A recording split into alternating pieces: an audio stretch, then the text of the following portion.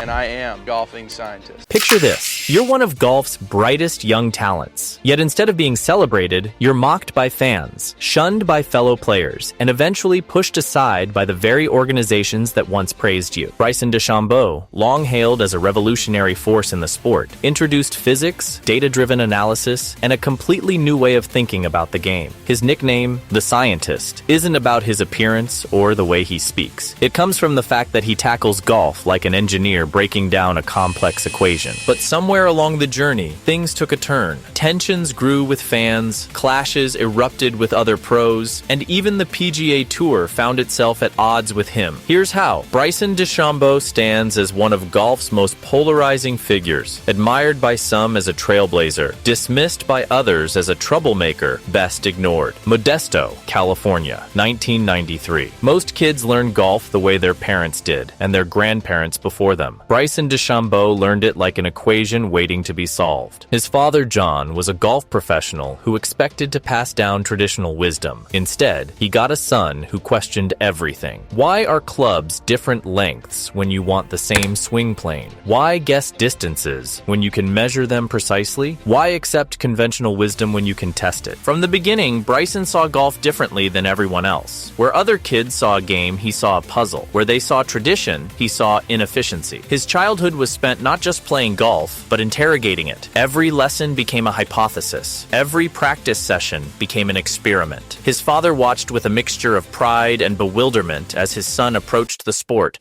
like a young scientist who discovered that everything the adults took for granted might actually be wrong. At 15, Bryson read about single-length irons in a physics textbook. The concept was simple. If you want a consistent swing plane, why not make every iron the same length? While other teenagers were copying Tiger Woods, Bryson was rewriting the fundamentals. His coach, Mike Shy, watched him turn every practice session into a laboratory experiment. Other kids hit balls until they felt right. Bryson hit balls until the numbers proved they were right. The transformation wasn't just technical, it was philosophical. Bryson was developing a worldview that would eventually put him at odds with golf's entire culture. He believed that tradition without logic was just stubbornness in disguise. He thought that feeling and instinct, while valuable, were inferior to measurement and calculation. In a sport built on respecting the wisdom of previous generations, Bryson was essentially arguing that previous generations had gotten it wrong. Then came 2015, the year that changed everything. NCAA Individual Champion, U.S. Amateur Champion, same year. Only Jack Nicklaus and Tiger Woods had ever done that before. Suddenly, the golf world had to ask an uncomfortable question. What if this weird kid with his strange clubs and scientific approach was actually right? What if centuries of golf tradition had been holding the sport back? By college, the experiments were paying off. Southern Methodist University became Bryson's proving ground, where his unconventional methods could develop away from professional scrutiny. He wasn't just succeeding, he was dominating in ways that made people uncomfortable. His success suggested that maybe golf's traditional approach wasn't optimal after all. The implications were staggering. If Bryson was correct, it meant that every golf instructor, every equipment manufacturer, every professional golfer was operating under flawed assumptions. It meant that golf's most cherished beliefs about how the game should be played were not just wrong, but measurably, demonstrably wrong. Professional golf in 2016 wasn't prepared for Bryson DeChambeau. He arrived with identical clubs, detailed yardage books, and a flat cap that made him look like he'd stepped out of 1953. But everything else about him screamed 2053. While other pros trusted their instincts, Bryson trusted his calculations. Every shot became a physics problem. Every course became data to be analyzed.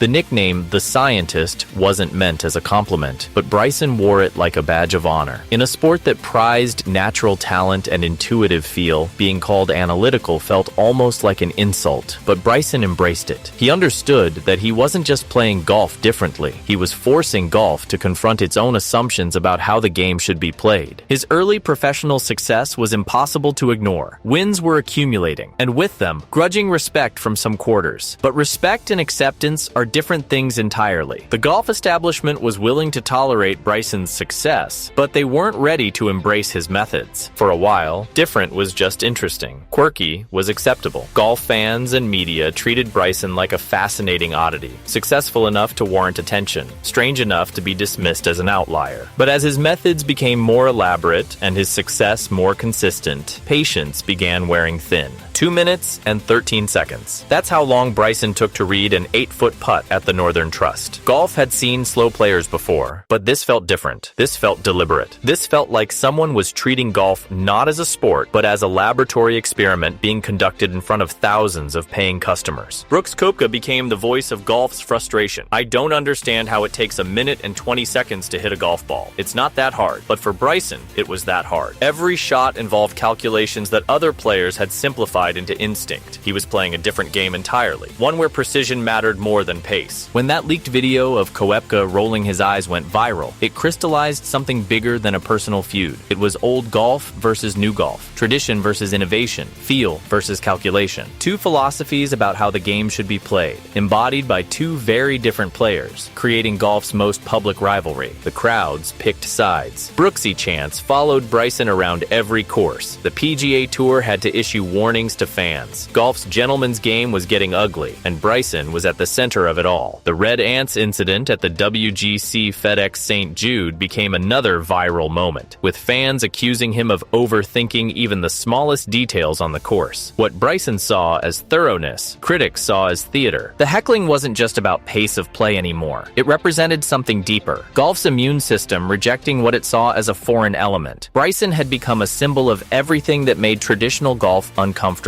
His success was proof that maybe the old ways weren't the best ways, and that realization threatened the very foundation of golf's identity. Late 2019, while the golf world debated his methods, Bryson DeChambeau was planning something unprecedented. If golf wouldn't adapt to his mind, maybe it would adapt to his body. The transformation was stunning in its scope and ambition. 40 pounds of muscle gained in less than a year, protein shakes replacing careful nutrition plans, a body built not for endurance or flexibility, but for explosion. Other golfers fine-tuned their swings. Bryson reconstructed himself. The golf media didn't know what to make of it. Was this still golf, or had it become something else entirely? A strength competition? A science fair? Bryson didn't care about categories. He cared about results. His logic was simple. If longer drives led to shorter approach shots, and shorter approach shots led to better scoring, then getting stronger was just another optimization problem to solve. The drives that followed were unlike anything golf had seen. Bombs that made other players stop and stare. Distances that broke course architects' assumptions about hole design. Suddenly, courses that had tested golfers for decades were being overpowered by pure force. Golf's carefully designed strategic elements, bunkers, water hazards, rough, were becoming irrelevant when someone could simply hit over them. September 2020. Winged Foot Golf Club, the US Open. A course so brutal that surviving it is considered an accomplishment. Golf's toughest test, designed to humble even the world's best players. Bryson DeChambeau didn't just survive it, he conquered it. While other players struggled to break even par, Bryson made the course look easy. The only player under par. The vindication was complete. Every critic who'd called his methods gimmicky had to watch him hold the most prestigious trophy in American golf. Science had beaten tradition on golf's biggest stage, but perhaps more importantly, Bryson had proven that his approach wasn't just different, it was better. Yet vindication didn't bring acceptance. If anything, Bryson's US Open victory made the resistance stronger. Golf's establishment seemed almost angry that his methods had worked. The sport had invested so much in the idea that there was a right way to play golf, and Bryson's success challenged that fundamental belief. The backlash intensified throughout 2021. Every slow round was scrutinized. Every comment was dissected. When Bryson publicly blamed his equipment after a poor performance at the Open, saying the driver sucks, it became a defining moment. Even his own sponsors turned against him publicly. Cobra Golf's tour operations manager responded with unusual directness. It's just really painful when he says something that stupid. In golf's polite world, that kind of corporate humiliation was almost unheard of. It revealed how isolated Bryson had become. He wasn't just fighting other players anymore. He was fighting the entire ecosystem that surrounded professional golf. Sponsors, media, fans, fellow competitors, everyone seemed aligned against him. The tension wasn't just about pace of play. play anymore? It was about identity. What kind of sport was golf going to be? One that rewarded natural talent and traditional values? Or one that embraced optimization and analytics? Bryson represented everything that made golf's old guard uncomfortable. His success suggested that maybe the game's most sacred principles were actually holding it back. 2022 brought the decision that would define Bryson's legacy forever. The Saudi-backed LIV Golf offered him something the PGA Tour never had, a place where being different wasn't just tolerated, it was celebrated. Over $100 million later, Bryson DeChambeau was no longer just golf's outsider. He was golf's defector. The move to LIV wasn't just about money, though the sum was staggering. It was about finding a place where innovation was welcomed rather than merely tolerated, where asking,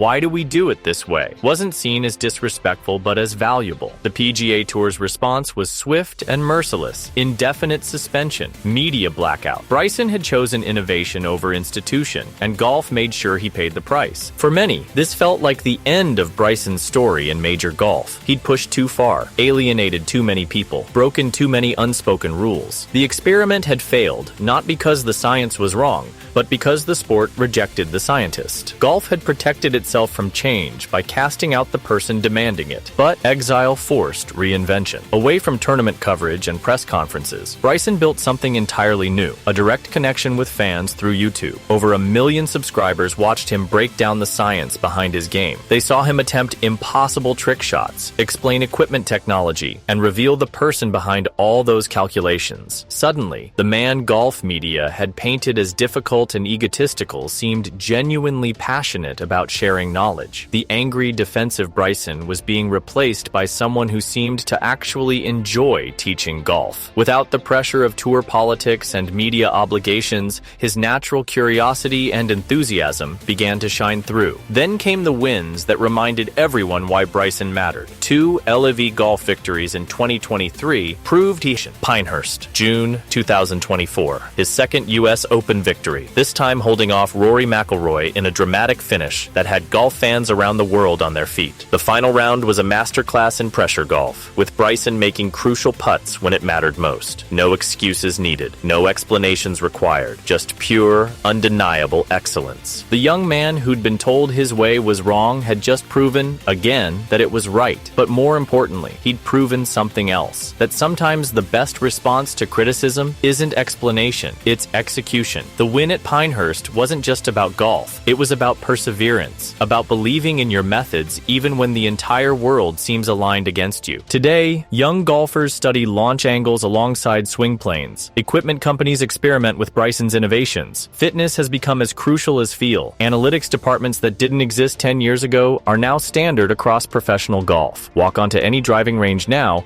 and you'll see Bryson's influence everywhere. Players with notebooks calculating distances, golfers who've clearly spent as much time in the gym as on the course. Single-length iron sets that were once laughed at now being seriously tested by equipment manufacturers. The man golf tried to exile had actually shown them the future. Every innovation he pioneered, every method he championed, every assumption he challenged has slowly been adopted by the sport that once rejected him. Golf today is faster, stronger, more analytical, and more scientifically informed because Bryson DeChambeau refused to accept that tradition was synonymous with truth. Bryson DeChambeau's real victory wasn't winning majors or earning millions. It was proving that in any field, even the most traditional ones, there's always room for someone willing to ask, what if we're doing this wrong? The scientists changed golf whether golf wanted to change or not. And in the end, that might be the most important experiment of all. His story isn't really about golf. It's about what happens when someone refuses to accept, because that's how it's always been done, as a sufficient answer. It's about the price of innovation, one unconventional shot at a time.